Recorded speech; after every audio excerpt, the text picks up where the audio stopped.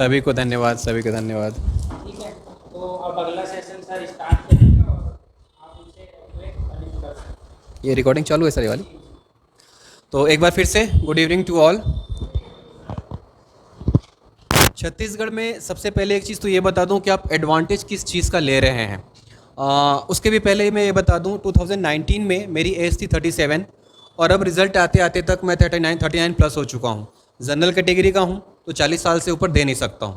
बाकी जो other category हैं सबको पता है वो 45 तक दे सकते हैं। ठीक है, मेरे लिए पोस्ट या रैंक मायने नहीं रखती थी। मेरे लिए मायने क्या रखता था कि मेरे दो छोटे बच्चे हैं। मेरी बेटी है 10 साल की और मेरा बेटा उस वक्त 2 साल का था और बेटी 7 साल की थी। जब 2 साल और आप ऐड कर लीजिए उसमें। तो चैलेंज ये था कि कैसे मैं इस एग्ज़ाम को क्रैक करूँगा। और 2002 में मेरा ग्रेजुएशन कंप्लीट हुआ था। बहुत सारे लोग 96-97 के डेट ऑफ बर्थ है उनका। ठीक है, मैंने 2002 में ग्रेजुएशन कंप्लीट कर लिया था। 17 साल के आसपास हो गए थे पढ़ाई छोड़े हुए। तो इन 17 वर्षों बाद मेरे लिए पढ़ाई शुरू करना ठीक वैसे ही है जैसे कि एक बच्चा स्कूल में जाता है। तो ये चैलेंजेस थे मेरे सामने, लेकिन मैंने उस पर वर्क किया। तो वर्क किया तो सबसे पहले मैंने क्या देखा कि छत्तीसगढ़ के जो सिविल सर्विसेज का एग्ज़ाम है उसमें आपको एक सबसे बड़ा एडवांटेज ये है कि कोई भी बाहर का कैंडिडेट आपके पीसीएस में कंपटीशन नहीं देता है। एग्जाम्पल यूपी, बिहार, हरियाणा, जितने भी हिंदी भाषी स्टेट हैं, इवन आपके छत्तीसगढ़ के जो यूपीएससी कैंडिडेट हैं वो भी छत्तीसगढ़ के एग्ज़ाम में पार्टिसिपेट नहीं करते हैं। तो आप सोचिए कि आपका कंपटीशन तो 50% ऐसे ही क्लियर हो गया। क्योंकि अगर आप यूपी का देते हैं, हरियाणा का देते हैं या कुछ भी देते हैं तो उसमें तो पूरे देश के कैंडिडेट जाते हैं। लेकिन छत्तीसगढ़ में सिर्फ आपका टक्कर आपके अपने ही छत्तीसगढ़ के लोगों से है। एक भी बंदा आपको लिस्ट में नहीं देखेगा जिसका डोमिसाइल बाहर का हो। तो सबसे पहले तो ये आपके अंदर आनी चाहिए कि आपका आत्मबल बढ़ जाना चाहिए कि बाहर का कोई कैंडिडेट नहीं है, छत्तीसगढ़ के ही कैंडिडेट हैं। तो निश्चित तौर पे आपका सिलेक्शन होने के चांसेस 50% ज़्यादा बढ़ गए। ठीक है, दूसरी चीज़ ये कि आपका पढ़ाई का शेड्यूल। देखिए, ऐसा कोई भी नहीं होगा जिसके पास कोई प्रॉब्लम ना हो। अगर कोई यूथ है तो उसके दोस्त यार ज़्यादा होंगे। ठीक है, कोई यूथ से थोड़ा सा ज़्यादा है, अगर वो 30 या 30 प्लस का है तो उसके ऊपर दूसरी जिम्मेदारियां होंगी। उसके साथ ये मजबूरी होगी अगर वो जॉब में नहीं है तो कैसे वो अर्न करना शुरू करे। और उसके बाद के जो लोग हैं वो मेरी कैटेगरी में हैं, चाहे वो मेल हो चाहे फीमेल हो। आप जितने भी यूथ हैं, आपको पढ़ने के अलावा आपके पास कोई काम नहीं है। अगर आप अपने 2 साल दे देते हो खुद के लिए तो आप सोचो कि आपके आगे की लाइफ कितनी चेंज हो जाएगी। सिर्फ एक वो शाम, जिस शाम पीडीएफ आती है रिजल्ट की, वो शाम आपका पूरा लाइफ चेंज कर देता है। क्योंकि उस शाम के बाद आपको लोगों का देखने का नज़रिया बिल्कुल बदल जाता है। तो आप उसका इमेजिन करना शुरू करो और सबसे पहले तो आप अपने आप में ऑफिसर बन जाओ। ऑफिसर की तरह रहना शुरू कर दो, उसकी तरह सोचना शुरू कर दो, उसकी तरह बिहेव करना शुरू कर दो। छोटी छोटी बातों पे लड़ना नहीं है, घर वालों से इरिटेट नहीं होना है, खाना मिलने में देर हो गया तो गुस्सा नहीं करना है। ये बहाना नहीं मिलेगा, बहाना है कि नहीं मेरे को बाहर मत भेजो, मेरी पढ़ाई डिस्टर्ब हो रही है, ऐसा कुछ भी नहीं है। ये सारे सिर्फ बहाने ही हैं। आप देखिए, अगर आप अगर कॉलेज के स्टूडेंट हैं या वर्किंग स्टूडेंट हैं, सोमवार से सैटरडे का अगर वर्किंग डे है तो आप सारी चीज़ें प्रॉपर करेंगे। अगर आपको कॉलेज 9 बजे जाना है तो आप 9 बजे जाओगे, आपको काम पे 9 बजे जाना है तो जाओगे। संडे को कितने लोग हैं जो उसी 9 बजे के अंतराल में नहा लेते हैं, खा लेते हैं, नाश्ता कर लेते हैं? कोई भी ऐसा है? नहीं है। क्यों? क्योंकि उस दिन आपका बॉडी और माइंड पूरी तरह से रिलैक्स रहता है कि आज तो संडे है, आराम से करेंगे। तो ऐसा ही वो स्टूडेंट जो सिर्फ पढ़ते हैं, तो हम अगर ये सोचे कि हम वर्किंग है, हमारे पास ढेर सारा काम है, पढ़ने वाले बच्चे सिर्फ पढ़ रहे हैं, तो ये आपकी गलतफहमी है। उनको क्या लगता है कि हमारे पास तो दिन भर है, थोड़ी देर बाद पढ़ लेंगे, थोड़ा मोबाइल पे बात कर लेते हैं, थोड़ा वेब सीरीज़ देख लेते हैं और दिन भर का आउटपुट आता है 3 से 4 घंटे का। लेकिन एक जो वर्किंग है उसको क्या लगता है कि मेरा 8 घंटे तो ऑलरेडी चला गया काम में, 2 घंटे पारिवारिक जिम्मेदारियों में, मेरे को 6 घंटे सोना भी है, 2 घंटे मेरे को फ्रेश भी होना है, मेरे पास बचे 4 घंटे। तो वो 4 से 5 घंटे का फुल यूटिलाइज़ करता है और उन्हीं में से एक मैं भी हूँ। मैं सुबह 3:30 बजे के आसपास उठता था। क्यों? क्योंकि अगर मैं रात में नहीं सोता था तो मेरे बच्चे नहीं सोते थे, तो उनको सुलाने के लिए मुझे उनके साथ सोना पड़ता था। लेकिन मैं उठ जाता था 3:30 बजे, तकरीबन 5 साढ़े 5 घंटे के आसपास की नींद थी। और 7 साढ़े 7 बजे के आसपास बच्चे उठ जाते थे तो उसके बाद से पढ़ाई नहीं होती थी। लेकिन मैं दिन में फिर 1 से 1.5 घंटे सोता था। तो ये नहीं है कि मैं 5 या 6 घंटे ही सोता था। और जो मेरा दिन का आउटपुट आता था वो 5 से 6 या मैक्सिमम 7 घंटे जाता होगा। लेकिन वो 7 घंटे मैं सिर्फ बैठता नहीं था, उस 7 घंटे का आउटपुट लेने के लिए आपको 9 से 10 घंटे बैठना पड़ेगा। लोग बोलते हैं ना कि 13 से 14 घंटे पढ़ाई करता था। वो 13 से 14 घंटे की पढ़ाई करने का मतलब ये है कि आप 14 घंटे किताब खोल के बैठे हो, बट आउटपुट कितने देर का आता है वो आपको देखना है। तो आप सब में स्ट्रेंथ है, एनर्जी है, बहुत अच्छा कर सकते हैं आप। और बेसिक आपका पर्पस यही होना चाहिए, सेलेक्ट होना। अगर आप अपने घर से निकलकर यहाँ तक आ गए हैं तो आपने अपनी आधी मंजिल बिल्कुल तय कर ली है। लेकिन यहाँ से आने और वापस घर जाने के बीच आपका माइंड जो डिस्ट्रैक्ट नहीं होना चाहिए। ठीक है, फ्रेंड्स बनाइए, सर्कल बनाइए, ऐसे लोगों से दोस्ती कीजिए जो आपकी पढ़ाई में आपको मदद करें, ऐसे लोग नहीं जो आपकी पढ़ाई से आपको डिस्ट्रैक्ट करें। ठीक है, कुछ क्वेश्चंस आपके शुरू करते हैं, मैं अपना बताता रहूँगा तो लंबा रहेगा। शुरुआत करते हैं, इस तरफ से बताइए। ठीक है, स्ट्रेटजी पे मैंने डिस्कस कर लिया कि सबसे पहले तो आप अपना एक टाइम टेबल सेट करिए, और वो जो टाइम टेबल आप सेट करेंगे पढ़ने का, उसमें आंधी आए, तूफान आए, कुछ भी आए, वो चेंज नहीं होना चाहिए। चाहे आपका दोस्त का बर्थडे है, वो आपका नाराज़ हो जाएगा, या आपके भाई की शादी है, आपको गाली देंगे, कोई फ़र्क नहीं पड़ता। क्योंकि आप याद रखिए, जो लोग शुरू में आपसे दूर भागेंगे, जब आप सेलेक्ट हो जाएंगे तो वही लोग सबसे पहले आपके पास आएंगे बधाई देने के लिए। तो स्ट्रेटजी तो ये हो गई कि आप अपने पढ़ने का एक फिक्स जो है टाइम शेड्यूल तय करिए, और आपने अगर अपने आप से कमिटमेंट किया है कि आपको 6 घंटे पढ़ना है तो वो 6 घंटे आपको पढ़ने ही हैं। और छत्तीसगढ़ में मेंस क्लियर करना बहुत मुश्किल नहीं है, लेकिन छत्तीसगढ़ का प्रीलिम्स क्लियर करना बहुत मुश्किल है। तो अगर कोई ये बोले कि मेंस की तैयारी लंबे समय तक करो, प्रीलिम्स बाद में पढ़ना, तो ऐसा नहीं करना है आपको। मेंस और प्रीलिम्स दोनों साथ में लेकर चलने हैं, और जिस दिन से नोटिफिकेशन आ गया उस दिन से सिर्फ और सिर्फ आपको प्रीलिम्स की ही तैयारी करनी है।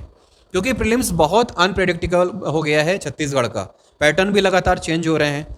2018 में जो लोग सेलेक्ट हुए थे वो 19 में भी नहीं सेलेक्ट हुए, 20 में भी सेलेक्ट नहीं हुए, क्योंकि पैटर्न लगातार चेंज हो रहा है। आप देखिए कि स्टैटिक पोर्शन पहले आता था, वन लाइनर क्वेश्चंस आते थे, लेकिन अब क्या हो रहा है, मल्टी लाइनर क्वेश्चन आ रहे हैं। इवन करंट अफेयर के क्वेश्चंस मल्टी लाइनर आ रहे हैं। मतलब करंट अफेयर भी आप पढ़ रहे हैं तो ये नहीं कि हाँ ये उद्घाटन कहाँ हुआ, या ये योजना कब शुरू हुई, वो योजना कब शुरू हुई, कहाँ हुई, किसने की, कितने बजट का है, कितने किलोमीटर का है, उसका दाएं बाएं ऊपर नीचे सब कुछ आपको देखना है। और ये तभी होगा जब आप शुरू से अपना करंट अफेयर का नोट्स बनाते चलेंगे। सोर्सेज आप सभी लोगों को पता है, आप लोग फॉलो नहीं करते हो। ठीक है, गवर्नमेंट की जितनी भी वेबसाइट्स हैं उसको आप फॉलो करो। उसके बाद आपके जो आकाशवाणी का फेसबुक चैनल है उसको फॉलो करो। ठीक है, जनसंपर्क की बुक्स आती हैं उसको फॉलो करो। उसके बाद वर्मा सर इन्हीं सोर्सेज से लास्ट में किताब निकालते हैं। उस किताब में अब सबसे अच्छी चीज़ आपको ये रहती है कि मल्टीपल चॉइस क्वेश्चंस रहते हैं, उसको आप सॉल्व करते हैं तो आपका ऐसे ही तैयार हो जाता है करंट अफेयर, और करंट अफेयर ही आपको आगे लेके जाएगा। 2019 में आप सभी लोगों को मालूम है कि कट ऑफ बहुत हाई गया था। ठीक है, पीताम्बर सर भी हैं, वो भी बता सकते हैं। तो मैंने जो स्ट्रेटजी अपनाई थी वो ये अपनाई थी कि मेरे को जो प्री है वो 3 लेयर में कंप्लीट करना है। वो 3 लेयर क्या, पहले तो ये जिसके बारे में मैं पूरी तरह से श्योर हूँ, मैंने सिर्फ वही क्वेश्चन अटेम्प्ट किए थे, और मुझे लगता है कि 60 to 65 क्वेश्चंस के आसपास मैं अटेम्प्ट कर पाया था। वो ऐसे क्वेश्चन से जो पूरी तरह से मैं श्योर था, लेकिन अगर मैं उसको कैलकुलेट करता था तो मेरा 120 से 125 नंबर के आसपास आ रहा था, और उतने में प्रीलिम्स क्लियर हो पाना संभव नहीं था, क्योंकि 2018 में भी कट ऑफ जो है ज़्यादा गया था। ठीक है, उसके बाद दूसरा ऐसे था कि जिसमें से 4 ऑप्शन में से मैं 2 ऑप्शन को बहुत ईजिली एलिमिनेट कर सकता था कि ये 2 तो बिल्कुल ही नहीं है।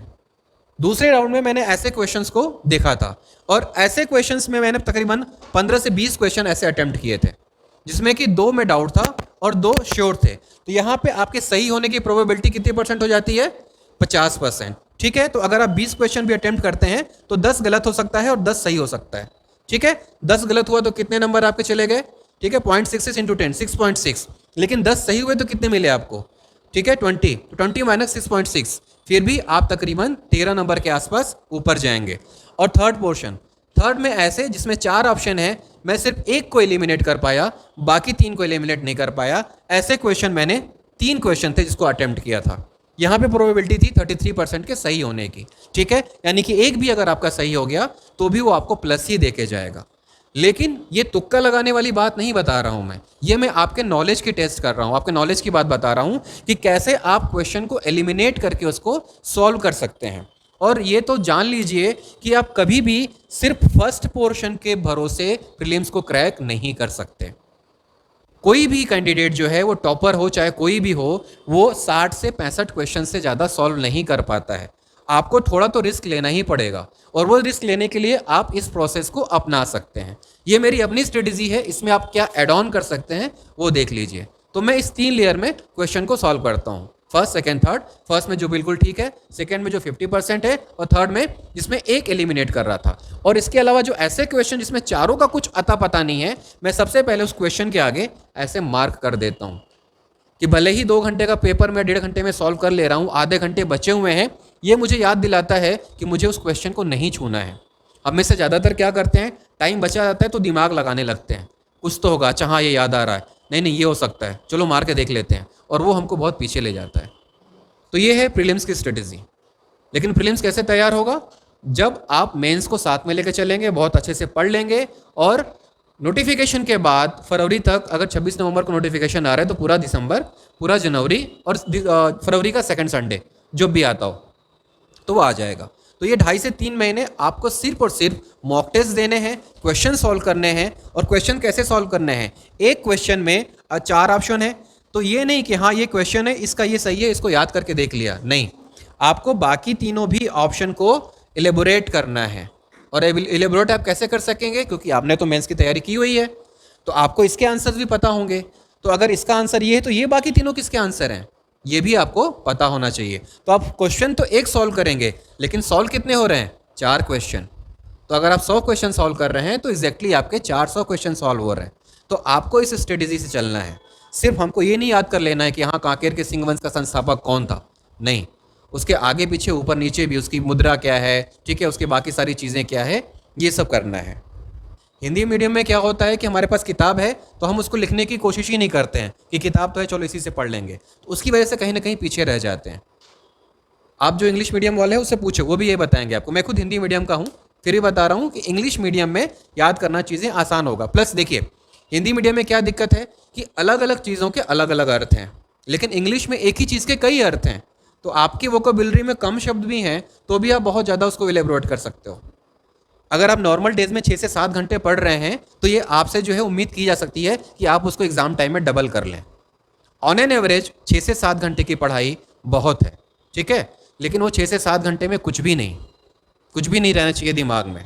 और अगर आपको लगता है कि आप पढ़ रहे हैं, दिमाग भटक रहा है, तो कुर्सी छोड़ के उठ जाइए। आपका दिमाग मैक्सिमम 50 मिनट तक ही कॉन्सेंट्रेट कर सकता है, उससे ज़्यादा नहीं। तो आप ये सोचो कि एक ही सीटिंग में 5 घंटे पढ़ लें तो यह पॉसिबल नहीं, आप अपने आप को धोखा दे रहे हो। पोमोडोरो टेक्निक होती है एक, पता है पोमोडोरो टेक्निक क्या है, कोई बताए? हाँ देखो, 50 मिनट की पढ़ाई, 10 मिनट का ब्रेक, या इसको ऐसे भी कर सकते हो 25-5, 25 मिनट की पढ़ाई, 5 मिनट का ब्रेक, ठीक है। इस तरह से आप करोगे तो आपका ब्रेन फ्रेश रहेगा। और जब भी आप पढ़ने से बोर हो जाओ तो आप सब्जेक्ट चेंज कर लो। इंग्लिश मीडियम वालों के लिए सबसे बोरिंग हिंदी है, लेकिन आपको मालूम है इसका वेटेज बहुत ज़्यादा है, 100 नंबर है, तो आप उसको छोड़ ही नहीं सकते हो। आप अपने आप को चैलेंज दो, खुद से चैलेंज दो। इस दुनिया में आदमी सबसे झूठ बोल सकता है, खुद से झूठ नहीं बोल सकता। तो आप अपने आप को चैलेंज दो, आप अपने आप को पनिशमेंट दो कि अगर मैंने कल पढ़ने का सोचा है और कल मैं नहीं पढ़ पा रही हूँ तो आप अपनी प्यारी चीज़ को हाथ नहीं लगाओगे, आप ऐसा करके पनिशमेंट दो। तो अगर आप कोई चीज़ सोच रहे हो उसको नहीं कर पा रहे हो तो आप अपने आप को पनिशमेंट दो। अगर आप चॉकलेट खाने के शौकीन हो तो चॉकलेट मत खाओ, ठीक है। किसी की कोई फ्रेंड लड़की है, किसी का कोई लड़का है, आप उससे बात नहीं करोगे, कुछ भी ऐसा करके, ठीक है। मतलब आप जब तक अपने आप को पनिश नहीं करोगे तब तक आपको एहसास नहीं होगा कि आप अपनी प्यारी चीज़ को खो रहे हो। तब कहीं आपके अंदर ये चीज़ आएगा कि नहीं मैं क्या करने जा रहा हूँ। फिर से वही बोलता हूँ, सिर्फ उस एक रात के बारे में सोचो कि कैसे आपकी लाइफ चेंज हो जाती है, ठीक है। मैं हूँ, पीताम्बर सर बैठे हुए हैं, हम अपने एक्सपीरियंस शेयर कर रहे हैं कि सब कुछ बदल जाता है, सब कुछ बदल जाता है। तो सबसे पहले ज़रूरी क्या है, अपनी सिटिंग कैपेसिटी को डेवलप करना। आप चाह रहे हैं कि मैं 1 घंटे से पढ़ाई की शुरुआत करूंगा, आपका पढ़ने का मन नहीं कर रहा है, नॉवेल पढ़ो, मूवी देखो, वेब सीरीज़ देखो, कुछ भी करो, बट 1 घंटे क्या करो, बैठो। धीरे धीरे क्या होगा, आपके बैठने की जो है हैबिट बन जाएगी। फिर ना धीरे से आपको खुद लगने लगेगा अरे यार मैं तो टाइम वेस्ट कर रहा हूँ, आज वेब सीरीज़ नहीं देखूंगा, आज ना कुछ पन्ना पलट लेता हूँ। ठीक है, आपकी किताबें पढ़ने का आपका मन नहीं कर रहा है, आप कॉमिक्स उठा लो, नॉवेल उठा लो, कुछ भी करो। ऐसे करके आप अपने आप को चेंज कर सकते हो, लेकिन वो करोगे आप ही। मैं फिर से आप सभी लोगों को कह रहा हूँ कि YouTube के मोटिवेशनल वीडियोस देख के आप मोटिवेट मत हो। मैं हमेशा से उसको जो है ना गुब्बारे बोलता हूँ, बुलबुले बोलता हूँ। 2-3 घंटे आपको खूब फुला के रखेंगे, उसके बाद कब फट जाएंगे पता नहीं चलेगा। तो जब तक आपके अंदर खुद मोटिवेशन नहीं आएगा तब तक आप अच्छे से परफॉर्मेंस नहीं कर पाओगे। और वो मोटिवेशन कब आएगा? जब आपको क्यों का जवाब मिल जाएगा कि आप क्यों एक अधिकारी बनना चाहते हो। अपने आप से पूछ लो क्यों बनना चाहते हो, क्योंकि यही इंटरव्यू बोर्ड का सबसे कठिन सवाल होता है। सबसे पहला सवाल यही होता है कि क्यों, प्रशासन क्यों। आप में से कितनों ने इसका आंसर तैयार किया है? और इसका आंसर नहीं तैयार किया है तो कर लो, क्योंकि आज नहीं तो इंटरव्यू बोर्ड में आपको इसका सामना करना ही पड़ेगा। और अभी नहीं तैयार किया तो उस वक्त क्या जवाब दोगे? आप देख रहे हो ना इंटरव्यू के मार्क्स 50-55 से लेके 130 तक वेरिएबल कर रहा है। क्यों कर रहा है? इसीलिए कर रहा है क्योंकि हमको पता ही नहीं कि हम क्यों तैयारी कर रहे हैं। हमको अपनी कमियां नहीं पता, हमको अपनी अच्छाइयां नहीं पता, हमको हमारी हॉबी नहीं पता। कई सारे लोग आए कि सर हॉबी क्या भरें? मैं बोला अरे भाई तुम्हारी हॉबी है, तुम जानो। तुम्हारी हॉबी को मैं कैसे डिसाइड कर सकता हूँ? अरे हम तो कभी सोचे ही नहीं। 99% लोग क्रिकेट भरते हैं। ठीक है, कितने लोगों ने आप में से लिखना शुरू कर दिया है? शुरुआत ऐसे करो, मैं आपको बताता हूँ। दिन भर में भी आप लोगों ने जो कुछ किया है, शाम को सोने से पहले सिर्फ ये याद करके लिखने की कोशिश करो कि आपने सुबह से शाम तक क्या किया। आप कितने बजे उठे, आप कितने बजे ब्रश किए, कितने बजे नाश्ता किए, कहाँ से कहाँ गए, कब वापस आए, वापस आने के बाद आपने क्या किया। एटलीस्ट 1 से 1.5 पेज अगर आप कुछ भी नहीं लिखते हो तो इतना तो लिख सकते हो ना कम, क्योंकि वो चीज़ें आपके पास में आपने दिन भर करी हैं। तो यहीं से आप शुरुआत कर सकते हो लिखने की। ठीक है, उसके बाद अगर आते हैं क्वेश्चन आंसर राइटिंग में, मैंने क्या किया था, मैंने क्वेश्चंस लिए और क्वेश्चंस के आंसर को किताब से खोज खोज के देख देख के लिखा। ऐसा नहीं कि याद करके लिखा, मैं एकदम बेसिक बता रहा हूँ आपको। मैंने क्वेश्चंस के आंसर किताब से देख के लिखे। 2 नंबर के क्वेश्चन जो कि 4 लाइन में होने चाहिए, उसका आंसर मैं 8 से 10 लाइन में लिखता था। ठीक है, एक बार 10 लाइन में लिख दिया, दूसरी बात फिर उसको समराइज करता था, देख के ही लिखता था, लेकिन कि मैं इसको और कैसे छोटा कर सकता हूँ। फिर तीसरी बार देख के ही लिखता था, लेकिन वो 10 लाइन जो था वो घट के अब 6 लाइन में आ जाता था। चौथी बार तक ऐसा हो जाता था कि मेरे को देखने की ज़रूरत नहीं पड़ती थी और चौथी बार वो ऑलरेडी 4 लाइन में वो आंसर कंप्लीट हो जाता था। तो आप ये मत सोचो कि आप याद कर लोगे तो ही लिखोगे। आप देख के लिखने की शुरुआत कर लो। लिखना है चाहे कैसे भी। तो एक बार जब लिखने की आदत हो जाएगी तो चीज़ें अपने आप डेवलप हो जाएगी। जुलाई 2020 में मेंस था, कोविड की वजह से टल गया था। ठीक है, जुलाई अगस्त में मैंने हरी सर का टेस्ट सीरीज ज्वाइन किया था। बहुत सारे क्वेश्चंस ऐसे थे जो मेरे को पता था मैं लिख सकता था, लेकिन मुझे ऐसा लगता था कि लिखूंगा तो गलत इम्पैक्ट पड़ेगा, इसलिए मैं उस क्वेश्चंस को छोड़ देता था। बहुत ही कम मार्क्स आते थे शुरुआत में। हरी सर हैं, आप पूछिएगा उनसे। सर ने बहुत गाइड किया, बहुत ही ज़्यादा गाइड किया। और उसके बाद ये आया कि मेंस है ना, वहाँ पे एकदम टिक तो लगाना नहीं है कि आपका सही है तो ही आपको नंबर देगा। ठीक है, 2 नंबर का क्वेश्चन है, अगर उस 2 नंबर के क्वेश्चन में एक भी ऐसा पॉइंट है जो एग्जामिनर को अच्छा लग गया तो 2 नंबर में आधा नंबर तो आपको दे के जाएगा। और सपोज कि ऐसे अगर 6 क्वेश्चन या 4 क्वेश्चन भी आपके 46 क्वेश्चन में से आ गए, 46 क्वेश्चन मतलब मेंस के एक पेपर में 46 क्वेश्चन आते हैं। ठीक है, तो 4 क्वेश्चन भी ऐसे आ गए तो आप कितने नंबर से एडवांटेज ले गए? 2 नंबर से। और 7 पेपर हैं तो 7 2 14 मार्क्स। ठीक है, यहाँ तो आधे आधे नंबर से 20-20 रैंक ऊपर चले जा रहे हैं। तो क्वेश्चन आपको कोई भी नहीं छोड़ना है, क्योंकि अगर आप इतने कठिन परीक्षा की तैयारी कर रहे हैं तो ये तो तय है कि आपको हर एक चीज़ के बारे में थोड़ी ना थोड़ी जानकारी जरूर होगी। बस वहाँ पे आपको अपना प्रेजेंस ऑफ माइंड दिखाना है कि कैसे हम उसको बेटर कर सकते हैं। तो आंसर की राइटिंग की शुरुआत कीजिए। आपको अपने आंसर राइटिंग को निखारने के लिए मॉक टेस्ट देना, सीरीज ज्वाइन करना बहुत ज़रूरी है। वो आपके ऊपर है कि आप कहाँ ज्वाइन करते हैं। मैंने सिर्फ और सिर्फ सृजन एकेडमी दुर्ग की टेस्ट सीरीज ज्वाइन की थी और यकीन दिलाता हूँ मैं जब एग्ज़ाम लिख रहा था तो मुझे ऐसा लगा ही नहीं कि मैं मेंस लिख रहा हूँ। मेंस लिखते वक्त ऐसा लग रहा था कि मैं सृजन एकेडमी का टेस्ट सीरीज लिख रहा हूँ। एग्ज़ाम खत्म होने के बाद मैंने सर को फ़ोन लगाया कि सर जैसे ही मेरा एग्ज़ाम खत्म हुआ मैं जेब में मोबाइल ढूंढ रहा था, क्योंकि हम लोग ऑनलाइन टेस्ट देते थे, एग्ज़ाम देने के बाद मोबाइल निकालते थे, स्कैन करके फिर सर को भेजते थे। तो जैसे ही मैंने अपना पेपर ख़त्म किया था ना, मेरे दिमाग में तुरंत गया कि इसको स्कैन करना है, फिर याद है अरे मैं तो मेंस लिख रहा हूँ। तो ये फ़ायदा होता है टेस्ट सीरीज़ देने का कि आपके ऊपर प्रेशर आता ही नहीं है, लेकिन वो चीज़ें भी ईमानदारी से होनी चाहिए। अधिकारी आप बनोगे, आपका पड़ोसी नहीं बनेगा, इसलिए खुद से चीटिंग मतलब मामला गड़बड़ है। नोट्स बहुत ज़रूरी हैं। लास्ट मोमेंट पे आप किताबों से रिवाइज़ नहीं कर सकते हो, क्योंकि एक दिन में आपको 6 घंटे लिखने हैं और रिवीजन के लिए बिल्कुल समय नहीं मिलता है। ख़ास तौर से फर्स्ट दिन तो आपको बहुत इजी लगेगा। लैंग्वेज में 3-3 4-4 शब्दों के आंसर लिखने रहते हैं, ऐसे में आपके पास भरपूर टाइम रहता है, उस दिन आपको कुछ पता नहीं चलेगा। लेकिन सेकेंड डे ही डिसाइडिंग फैक्टर होता है। सेकेंड डे के बाद 5 से 7% जो लोग बच्चे होते हैं वो एग्ज़ाम छोड़ देते हैं, क्योंकि थर्ड पेपर बहुत ही लेंदी पेपर है और फोर्थ पेपर बहुत ही टफ पेपर है। ठीक है, साइंस वालों के लिए मैथ्स टफ है, मैथ्स वालों के लिए साइंस टफ है, मैथ्स और साइंस दोनों जिसका नहीं है, आर्ट्स वाले, वो उनके लिए ये दोनों टफ है। ठीक है, सबसे अच्छी बात यह है सीजीपीएससी में कि आप में से कोई एडवांटेज इसलिए नहीं ले सकता क्योंकि यहाँ पे कोई ऑप्शनल भी नहीं है। वो बात मैं शुरू में मेंशन करना भूल गया। पहला फ़ायदा तो ये कि छत्तीसगढ़ के अलावा बाकी कहीं के कैंडिडेट एग्ज़ाम नहीं देते हैं। दूसरा फ़ायदा ये कि आपके पास ऑप्शनल जैसी कोई चीज़ नहीं है। सपोज़ कि मैं बचपन से साइंस पढ़ते आ रहा हूँ, हो सकता है कि मैं किसी और सब्जेक्ट के साइंस की तुलना में ज़्यादा बेटर हूँ और उसमें ज़्यादा नंबर ले आऊँ, जैसे कि यूपीएससी में होता है। यूपीएससी में डिसाइडिंग फैक्टर क्या है? ऑप्शनल। ठीक है, लेकिन यहाँ पे कोई ऑप्शनल नहीं है, तो इसका मतलब क्या हुआ? सारे के सारे बच्चे क्या हैं? इक्वल हैं। सबके पास भी 24 घंटे हैं, आपके पास भी 24 घंटे हैं। अब उस इक्वलिटी को कैसे आप बेटर में चेंज कर सकते हैं, वो आपके ऊपर है। तो आंसर लिखना ऐसे शुरू करिए, कुछ भी नहीं आता है देख के लिखिए, धीरे धीरे बाद आपको इंप्रूवमेंट होगा। उसके बाद आप बिना देख के लिखना शुरू करिए, नोट्स बनाते चलिए। नोट्स आपका शुरू में बहुत बड़ा बनेगा, घबराइए मत, बड़ा नोट्स बनाइए, कोई दिक्कत नहीं, पूरी किताब ही उतार दीजिए। लोग बोलते हैं ना पूरी किताब मत उतारो, मैं तो कहता हूँ आप उतार दो। अरे आप मेहनत तो कर रहे हो, लिख तो रहे हो। जब आप लिखोगे तो आपको खुद एहसास होगा, अरे मैंने ये क्या किया, तो पूरी किताब ही उतार दी। फिर उसको आप और थोड़ा सा कंसाइज करो कि क्या इंपॉर्टेंट है क्या नहीं है। धीरे धीरे आप देखना आपके नोट्स बहुत कंसाइज हो जाएंगे। समाजशास्त्र का मेरा जो खुद का नोट्स है वो सिर्फ 6 पेज का है, ओनली 6 पेजेस, 50 नंबर का पूरा नोट सिर्फ 6 पेज का। ठीक है, तो ये कैसे हो पाया? एक दिन में थोड़ी हो पाया है, धीरे धीरे धीरे धीरे धीरे होता आया है। और ऐसा छोटा कब होगा?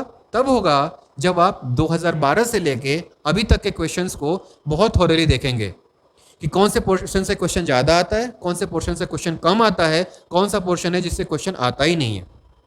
ठीक है, बहुत सारे सब्जेक्ट तो ऐसे जैसे कॉमन है छत्तीसगढ़ का इतिहास, भारत का इतिहास। भारत के इतिहास में भी आपको मौर्य पढ़ना है, छत्तीसगढ़ के इतिहास में भी आपको मौर्य पढ़ना है। तो कुछ पोर्शन तो ऐसे हैं जो कॉमन है, आपका सिलेबस कम कर देते हैं। भारत का भूगोल, छत्तीसगढ़ का भूगोल, कहीं कोई डिफरेंस ही नहीं है। इवन आपने सिर्फ छत्तीसगढ़ का भूगोल भी पढ़ लिया है तो भारत का भूगोल तो ऐसा ही तैयार हो गया। डायग्राम बनाने आपको आना चाहिए, क्योंकि ज्योग्राफी और साइंस ये दोनों डायग्राम के बिना नहीं चल पाएंगे। अगर आप इसमें डायग्राम नहीं बनाते हो और परफेक्ट आंसर भी लिखते हो तो आप मान के चलो कि आपके नंबर जो है वो कम आएंगे। ठीक है, तो डायग्राम में आपकी मास्टरी होनी चाहिए। और ऐसे काम चलाऊ छत्तीसगढ़ का नक्शा नहीं बनाना है, आप परफेक्ट नक्शा बनाना सीखो। ठीक है, काम चलाऊ से भी काम चल जाता है, लेकिन आप खुद से सेटिस्फाइड हो कि नहीं, पहले आप ये देख लो। ठीक है, अभी तो मेंस के बाद, मार्च के बाद मैंने मैप बनाया नहीं है, तो मैं खुद ही भूल गया हूँ मैप कैसे बनाते हैं। लेकिन मुझे ऐसा लगता था कि मेरा मैप जो है वो एज इट इज़ ऐसा ही बनता है जैसा कि छत्तीसगढ़ है, तो उसका फ़र्क पड़ता है। साइंस में मैंने डायग्राम बहुत अच्छे बनाए थे, मुझे लगता है उसका फ़ायदा मिला और मार्क्स ठीक ठाक आए, 117-18 के आसपास आए हैं। तो ऐसा करके आप कर सकते हो। ये हो गई बाकी की स्ट्रेटजी। ठीक है, नोट्स आपके कंसाइज होने चाहिए, सिनॉप्सिस होने चाहिए। सिनॉप्सिस का मतलब ये कि सिर्फ कीवर्ड्स आपके नोट्स में हो और लास्ट मोमेंट पे आप उसको देख सको। वो एक वर्ड अगर आपके दिमाग में आ गया तो उस एक वर्ड से आप 3 लाइन लिख सकते हो। हरी सर आपको बताएंगे कि लिखना कैसे है। मैं पहले पैराग्राफ में लिखता था, सर ने बताया कि जो चीज़ें आपको बहुत अच्छी तरह से आती हैं उसको आपको पॉइंट में लिखना है, क्योंकि पैराग्राफ में लिखने से क्या होता है ना, हम ऐसे कुछ और वर्ड उसको सपोर्ट करने के लिए ऐड कर देते हैं जिससे जगह भर जाती है। लेकिन पॉइंट्स में लिखते हैं तो हम सिर्फ उसी पॉइंट को लिखते हैं जो कि हमको एग्जामिनर को बताना है। तो पैराग्राफ अगर आप 4 लाइन में लिखते हो तो आप मुश्किल से 2 पॉइंट्स ही बता पाओगे, बट पॉइंट्स में लिखते हो तो आप 4 पॉइंट बता पाओगे, तो ये आपको वेटेज देगा। तो आप पॉइंट्स में लिखिए, लेकिन जिस क्वेश्चन का आंसर आपको नहीं आता है उसको आपको छोड़ना नहीं है, उसको आपको पैराग्राफ में लिखना है। ठीक है, क्योंकि अगर आप वहाँ पॉइंट्स देने की कोशिश करोगे तो आपको कुछ याद नहीं आएगा और आपका टाइम वेस्ट होगा। तो जिस क्वेश्चन का आंसर आपको नहीं आ रहा है उसको छोड़ो नहीं, उसको पैराग्राफ में लिखो। आप अलग अलग टॉपर्स की कॉपियों को देखिए कि वो किस क्वेश्चन में क्या लिख रहे हैं कि उनका ज़्यादा नंबर आ रहा है, और उसके बाद उन स्ट्रेटजी को अपनाते हुए, उसमें अपनी स्ट्रेटजी मिलाते हुए आप बेटर परफॉर्मेंस करने की कोशिश करो। लेकिन मॉक टेस्ट और टेस्ट सीरीज़ आप ज़रूर देना, और इसी से आपकी एबिलिटी पता चलेगी कि आप कैसा परफॉर्मेंस कर रहे हो। और ये तभी हो पाएगा जब आप लिखना शुरू करोगे। और 26 नवंबर तक खूब लिखो, 26 नवंबर के बाद प्रीलिम्स में जुट जाओ। क्योंकि आप मेंस कितना भी पढ़ लो, अगर प्रीलिम्स क्लियर नहीं होगा तो पूरी मेहनत बर्बाद हो जाती है। 7 पेपर हैं, सातों के बारे में आपको पता है, डिटेल मुझे बताने की ज़रूरत नहीं है। कौन कौन से कॉमन चीज़ें हैं उसको आप देख लो, और सातों पेपर अगर आप पढ़ लेते हो अच्छे से और करंट अफेयर आप लगातार तैयार करते हुए चलते हो तो ऐसे में कहीं आपको कोई प्रॉब्लम नहीं आएगी। अनफॉर्चुनेटली इस बार मेरे ऐसे में कम नंबर आए हैं, क्यों आए हैं मैं खुद भी समझ नहीं पा रहा हूँ, जबकि मैंने ऐसे का पेपर बहुत ही अच्छा लिखा है। एग्जामिनर के ऊपर है वो क्या चाहता है क्या नहीं चाहता है, फिर भी खुशी इस बात की है कि अंदर हूँ। तो आपके अंदर भी वही टारगेट होना चाहिए कि कोई एक पेपर अगर गड़बड़ हो भी जाए तो दूसरा पेपर बहुत अच्छा जाए। हर किसी का हर पेपर स्ट्रांग नहीं होता है, किसी की हिस्ट्री बहुत स्ट्रांग है तो उसका पॉलिटी कमज़ोर है, किसी का मैथ्स बहुत स्ट्रांग है तो उसका साइंस कमज़ोर है, किसी को दर्शन समझ में नहीं आता है, किसी का समाजशास्त्र बहुत स्ट्रांग है, तो किसी का भी कोई परफेक्ट नहीं है। ठीक है, और कोई क्वेश्चन? कुछ छूटता नहीं है सर? कुछ आप भी ऐसा देख लीजिए, कुछ छूट तो नहीं रहा है बताने के लिए?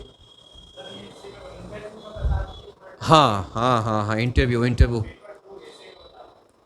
ऐसे में क्या पूछना है आपको? देखिए मैं ना एक न्यूज़ चैनल में काम करता था, उस न्यूज़ चैनल का नाम था ये IBC, सभी लोग सुने होंगे।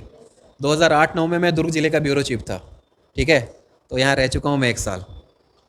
ये है इंट्रो, ये है बॉडी, ये है कंक्लूज़न। ठीक, तो इंट्रो, बॉडी और कंक्लूज़न। सबसे पहले ये कि हम लोग को ये नहीं करना है कि ऐसे पूछा है तो हमको जो आता है वो हम सब लिख दें। हमको ये करना है कि जो पूछा है वही लिखें। क्वेश्चन के लास्ट में ना कीवर्ड्स होते हैं, ठीक है, उसी कीवर्ड को पकड़ना है कि क्या लिखना है। जैसे कि लास्ट वर्ड क्या होता है? NGGB, स्वरूप एवं संभावनाएं। ठीक है, तो आपको किस पे पूरा डिस्कस करना है? स्वरूप एवं संभावनाओं पर। आपको उसके डाटाज नहीं भरने हैं कि 28 जिलों में लागू है, इतने करोड़ खर्च किए गए हैं, इतने करोड़ का ये नहीं। स्वरूप कैसा है, संभावनाएं कैसी हैं, तो आप जब उस लास्ट कीवर्ड को पकड़ के चलोगे तो आपका ऐसे बहुत अच्छा हो जाएगा। कंक्लूजन के लिए आप पेज पहले ही पलट के देख लो, 5-6 लाइन पहले से ही आप छोड़ दो कि आप यहाँ पे कुछ भी नहीं लिखोगे। कई बार हम फ्लो में लिखते जाते हैं, फिर देखते हैं अरे जगह खत्म हो गया, तो कंक्लूजन हम लिख ही नहीं पाते हैं। बट कंक्लूजन के लिए आपको 3 से 4 लाइन छोड़ना ही है। ऐसे का मतलब ही क्या हुआ? आपके अंदर की अभिव्यक्ति। तो आपके अंदर की अभिव्यक्ति कब पता चलेगी? जब आप उसके बारे में अपनी कोई राय बताएंगे। तो अपनी राय बताने के लिए ही आपका कंक्लूजन का पोर्शन होता है। कंक्लूजन रहेगा तो बेटर होगा। इंट्रो क्या? इंट्रो कुछ ऐसी चीज़ होनी चाहिए जिससे कि आपका ऐसे बहुत मज़ेदार हो जाए। आपका इंट्रो पढ़ने के साथ एग्जामिनर को आपका ऐसे पढ़ने का मन करने लगे, कुछ ऐसी चीज़ें। ठीक है, कोटेशंस आप यूज़ कर सकते हो, लेकिन कोटेशन उस ऐसे से रिलेवेंट होना चाहिए।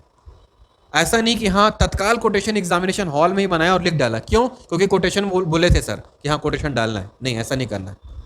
अगर आप उस टॉपिक से रिलेवेंट कोई कोटेशन नहीं, जैसे कि निजता का अधिकार इस बार आया था, मैंने निजता का अधिकार पे ही ऐसे लिखा था, अब वहाँ पे आप कोटेशन नहीं डाल सकते निजता के अधिकार पे। ठीक है, मैंने उसको कॉन्स्टिट्यूशनल पार्ट से उठाया था और कॉन्स्टिट्यूशन में जो कुछ भी अमेंडमेंट हुए थे या पुट्टा स्वामी का केस चला था, उन केस को इंक्लूड करते हुए मैंने निजता का अधिकार लिखा था। तो ऐसे करके आपको लिखना है, और ऐसे के लिए कोई तैयारी आपको नहीं करनी है। आपको अपने सब्जेक्ट को बहुत अच्छे से पकड़ना है और आपको करंट अफेयर बहुत अच्छे से रखना है। लेकिन 15 दिन में एक ऐसे ज़रूर लिखिए जब तक कि एग्जामिनेशन की डेट नहीं आ जाती। ठीक है, और इस ऐसे की शुरुआत कैसे होगी? वो वही शुरुआत है जो मैं आपको बता रहा हूँ कि सुबह से लेकर शाम तक आपने क्या किया उसको लिखिए। इसके फ़ायदे क्या हैं? एक तो आप अपने ब्रेन का टेस्ट कर पाएंगे कि चीज़ें आपको याद रहती हैं कि नहीं। सुबह क्या खाना खाया था आपको याद है कि नहीं? ठीक है, नहीं याद आएगा तो आप थोड़ा ब्रेन पे जोर डालोगे, जोर डालोगे तो याद आएगा। धीरे धीरे चीज़ें ऑटोमेटिक आपको याद होती चली जाएंगी और ऐसे आपको याद हो जाएगा। ठीक, इंटरव्यू पोर्शन पे आते हैं। कितनों को डर लगता है इंटरव्यू से? साइंस वाले कौन है? कौन सा हार्मोन रिलीज होता है?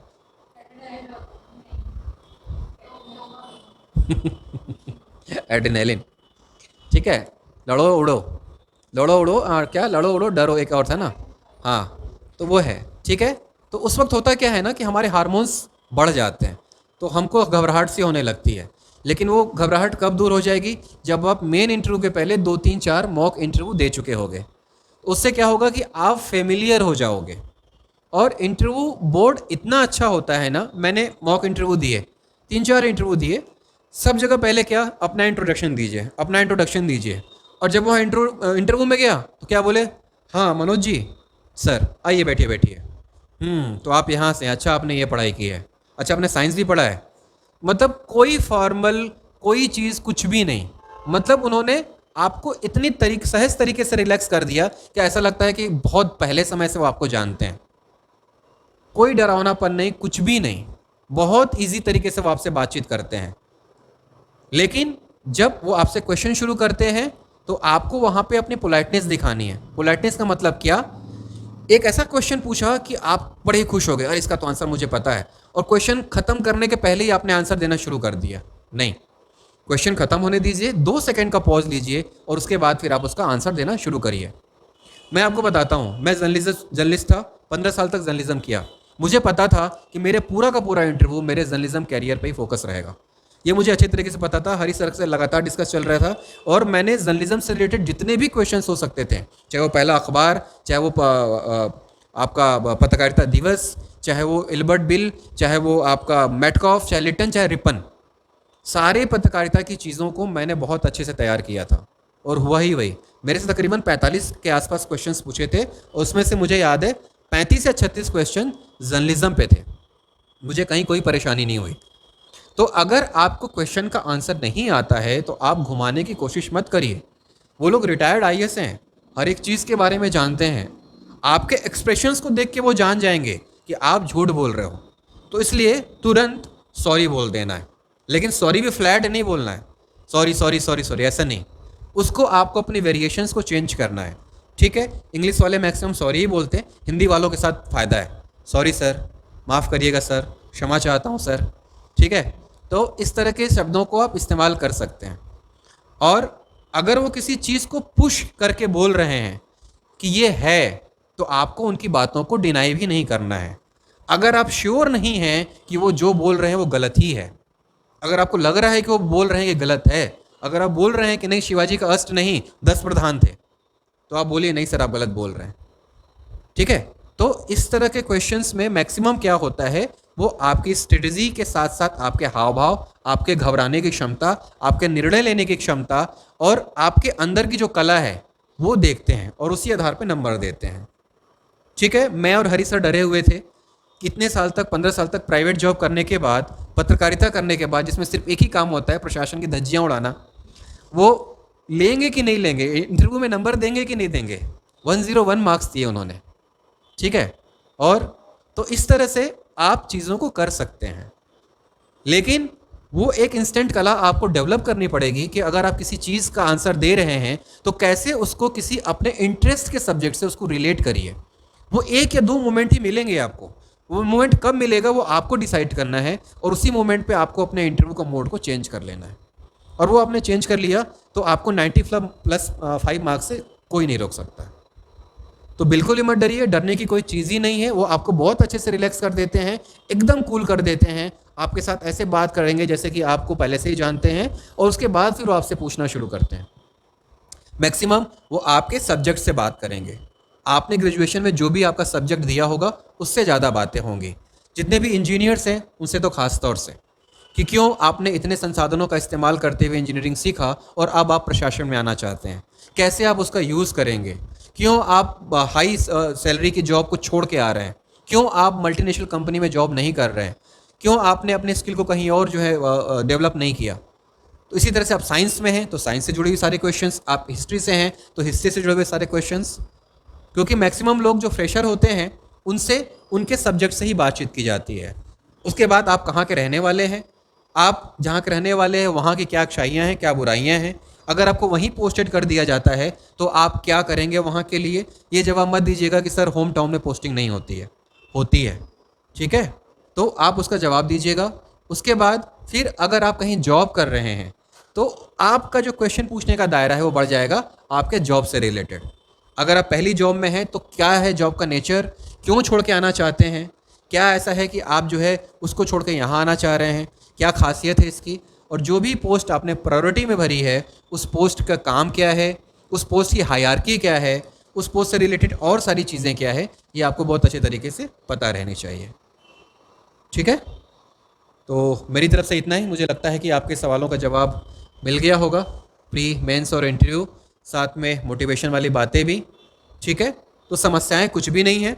अगर आप सीधी राह में चल रहे हैं तो मान के चलिए कि आप गलत राह में चल रहे हैं। आपके जीवन में अगर समस्या नहीं है तो इसका मतलब है कि आप सही नहीं चल रहे हैं, और आपके जीवन में अगर प्रॉब्लम्स आ रही हैं तो आप सही दिशा में हैं। द सीक्रेट करके एक बुक है, पढ़िएगा। कुछ लोग पढ़े होंगे, नहीं पढ़े होंगे तो पढ़िएगा।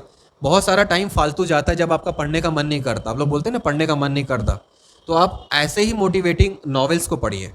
द सीक्रेट में मैंने एक चीज़ पढ़ी थी, उसमें एक लाइन था कि हम एक बीज को ज़मीन में बोते हैं, बीज का वो जो पोर्शन होता है जिसमें वो अंकुरित होता है, वही सबसे कठिन परिस्थिति होती है उसके लिए, क्योंकि वो ज़मीन को फाड़ते हुए बाहर आता है, उसमें वो बहुत टाइम लेता है। तो वो जो मोमेंट है उसको आप कोरिलेट करिए, आपने अपनी पढ़ाई शुरू की है और आप एग्ज़ाम देने जा रहे हैं, यही वो सबसे टफ मोमेंट है।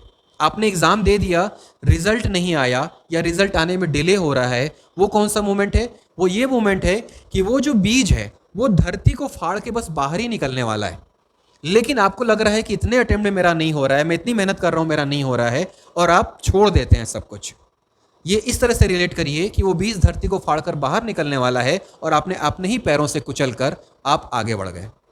आप थोड़ा सा पेशेंस और रख देते, थोड़ा सा और आगे निकल जाते, तो वो सक्सेस आपको मिल जाती।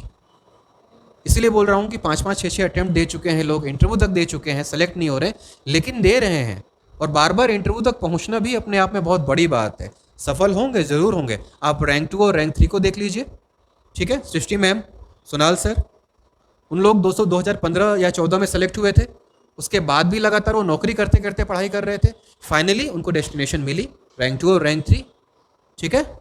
तो डीमोटिवेट होने की तो कोई बात ही नहीं है। आप सबके अंदर टैलेंट है, सबके अंदर हनुमान है।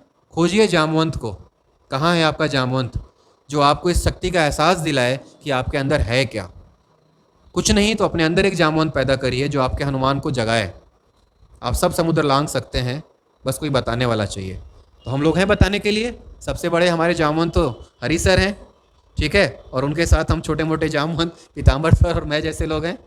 तो आप सब लोग हनुमान हैं, बनिए, सब लोग सफल होंगे। डीमोटिवेट मत होइएगा, हताश मत होइएगा। एक बार अगर लग गए हैं तो जब तक सफल नहीं होंगे छोड़िएगा मत। बाधाएं चाहे कुछ भी हैं, हर बाधा का समाधान है। मेरे जीवन में कुछ ऐसी प्रॉब्लम्स है जो मैं आप लोगों से शेयर नहीं कर सकता, ठीक है, और वो मैं बताना भी नहीं चाहता। बट इतना जान लीजिए कि मैंने अपने 2 साल के छोटे बच्चे को बाहर भेज दिया था, ठीक है। तो आप लोगों के पास तो, मैक्सिमम लोगों के पास, कुछ लोगों के साथ तो ये समस्या होगी, बट मैक्सिमम लोगों के साथ ऐसी समस्याएं तो नहीं है कि आपको परिवार या पढ़ाई में से कोई एक चूज़ करना पड़े। आप लोगों को सिर्फ पढ़ाई ही चूज़ करनी है। आप घर में बोलिए तो सही, आपको पढ़ना है क्या? नहीं मिलेगा आपको, सब कुछ मिलेगा। मम्मी पापा खुश हो जाएंगे कि अच्छा बच्चा पढ़ने के लिए बोल रहा है, तो उठ मत बेटा, खाना तेरे टेबल पे भेज रहे हैं, क्या चाहिए बता, सब कुछ मिल जाएगा।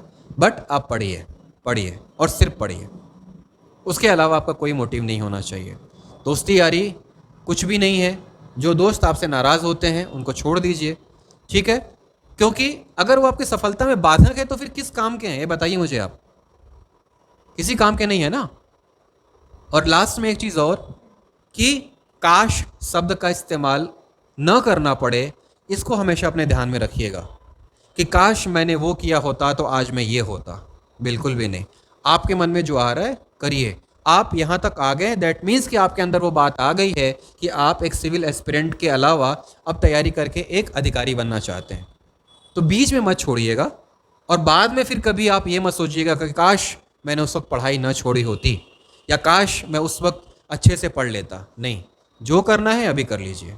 2 साल अगर अपने आप को तपा देंगे तो उसके बाद में जो हीरा बन के आप निकलेंगे उसकी पूरी दुनिया कदर करेगी, ठीक है। फाइनली लास्ट में वही एक तकिया कलाम, मैं 37 साल में कर सकता हूँ तो आप लोग भी कर सकते हैं, ठीक है।